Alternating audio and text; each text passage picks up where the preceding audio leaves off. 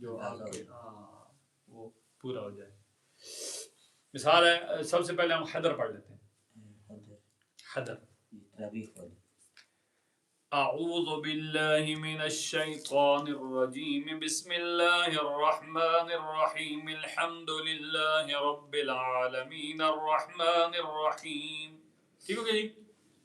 مالک یوم الدین ایاک نعبد و ایاک نستعین اہدنا الصراط المستقیم صراط الذین انعمت علیہم غیر المغضوب علیہم ولا الضالین.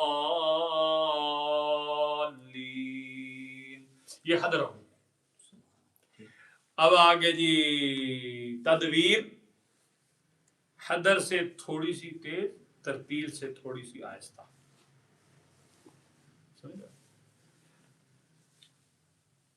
الحمد للہ رب العالمین الرحمن الرحیم مالک یوم الدین ایاک نعبد و ایاک نستعین. اس کا مطلب یہ ہے کہ اگر کسی کو